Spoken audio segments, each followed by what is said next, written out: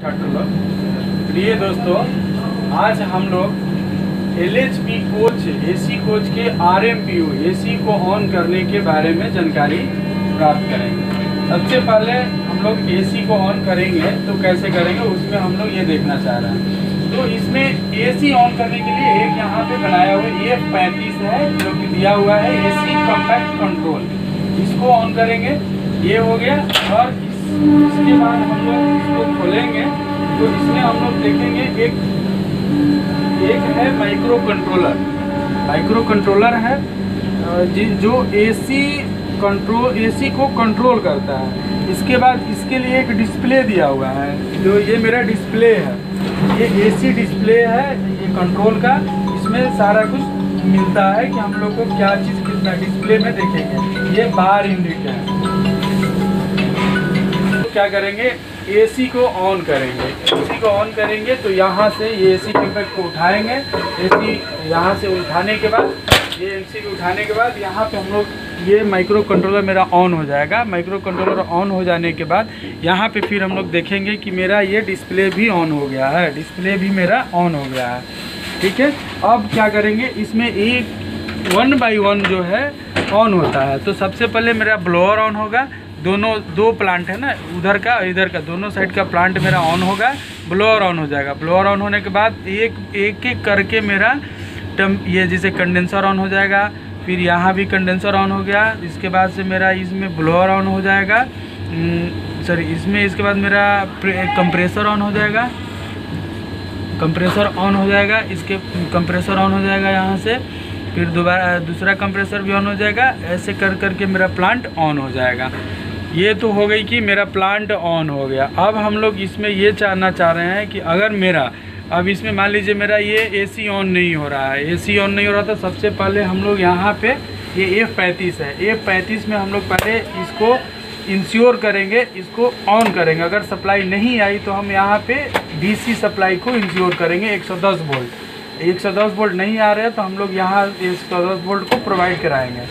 इसके बाद मेरा माइक्रो प्रोसेसर ऑन हो जाएगा। ये माइक्रो कंट्रोलर है, ये ऑन हो जाएगा। अगर ये ऑन नहीं हुआ तो हम लोग क्या करेंगे, इसमें ये मेरा जो पैनल का ये जो मेरा ऑन ऑफ है इसको हम लोग देखेंगे। ये वाला है, ये 110 वोल्ट जो हम लोग कंट्रोलर को देते हैं, इसको इंश्योर करेंगे ये सही से लगा है कि नहीं लगा है। अगर ये मेरा सही है, इसके बाद से सप्लाई आना, ये मेरा ऑन हो गया। अब ऑन हो जाएगा, ये ठीक है। ऑन होने के बाद हम लोग देखेंगे 400 वोल्ट ओके है कि नहीं है। अगर ये ओके इंडिकेशन नहीं आ रहा है तो हम लोग K23, ये है K23, ये K23 को हम लोग इंश्योर करेंगे कि ये क्लोज हुआ कि नहीं। अगर ये क्लोज हुआ है तो फिर भी अगर नहीं आ रहा है तो हम लोग क्या करेंगे, इसका ये सप्लाई जो है ये NC का सप्लाई इंश्योर करेंगे 110 वोल्ट। ये आना है। अगर नहीं आया तो ये भी सही है मेरा, तो हम लोग क्या करेंगे, एक देखिए यहाँ पे ग्लास फ्यूजेज लगे हुए हैं ये सारे। इसमें 73 नंबर ग्लास फ्यूजेज जो है उसको हम लोग देखेंगे। ऐसे ये इंडिकेशन भी आ जाएगा, किसी कोच में नहीं रहता है तो इंडिकेशन को आ जाएगा, तो उसको फ्यूज को हम लोग बदल देंगे। तो इसके बाद से मेरा 400 वोल्ट ओके जो है यहाँ पे इंडिकेशन आ जाएगा। ये 400 वोल्ट इंडिकेशन आने के बाद इसके बाद ये कंट्रोलर 400 वोल्ट इसको मिल गया। अगर ये इसके बाद हम लोग K28 को देखेंगे, K27 को देखेंगे। ये कंट्रोलर को ओके इंडिकेशन देता है, यानी कि कंट्रोलर मेरा हेल्दी है। ये K27 इसको इंडिकेट करता है, ये सही होना चाहिए। अगर ये नहीं है तो इसके NC पर हम लोग सप्लाई को इंश्योर करेंगे और 110 वोल्ट इंश्योर करेंगे, ठीक है। इसके बाद मेरा क्या होगा, प्लांट 1 बाई 1 ऑन होने लगेगा। ब्लोअर जैसे ब्लोअर कंडेंसर जो मैंने बताया पीछे वैसे ऑन होगा। अगर ये ऑन नहीं हो रही है, जैसे ब्लोअर ऑन नहीं हुआ, तो ब्लोअर ऑन नहीं हुआ तो उसमें हम लोग पहले देखेंगे कि इसका कोई ट्रिपिंग तो नहीं दिखा रहा है। जैसे ये देखो इसमें ब्लोअर ट्रिपिंग का कहीं आएगा, जैसे ये टेम्परेचर ब्लोअर फॉल्ट है, इस टाइप का फॉल्ट इंडिकेशन है। यहाँ पे ये इंडिकेशन, ये देखो ये रेड इंडिकेशन आ जाएगा। अगर ये आ रहा है तो हम लोग TOP स्विच को देखेंगे। TOP स्विच और मान लो TOP स्विच को इंश्योर करेंगे कि ये मेरा ये थर्मल जो बोलता है हाई टेम्परेचर की वजह से ये सब इंडिकेशंस आते हैं। ये सारे इंडिकेशन को ये करना होगा, फाइंड आउट करना होगा और इसको ठीक करना होगा। इसी तरह ब्लोअर का भी यही प्रॉब्लम, ब्लोअर हो गई, इसी तरह कंडेंसर का भी होता है। TOP स्विच से अगर ट्रिप कराता है तो ये प्रॉब्लम को हम लोग TOP स्विच को ठीक करेंगे।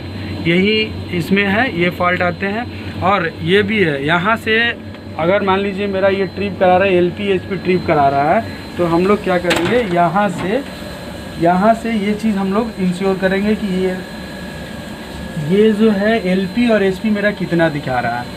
HP अगर मेरा ये 23 बार से ऊपर जा रहा है, 23 बार से ऊपर जा रहा है, तो ऑटोमेटिकली HP ट्रिप कराया होगा। तो HP ट्रिप कराया होगा तो हम लोग अब इसके लिए क्या करेंगे, इंश्योर करेंगे मेरा कंडेंसर ऑन है कि नहीं है। दोनों कंडेंसर यानी दोनों, एक प्लांट का दूसरा प्लांट का, दोनों ऑन होना चाहिए। अगर ये कंडेंसर ऑन नहीं है तो फिर हम लोग कंडेंसर को ऑन करने के लिए देखेंगे।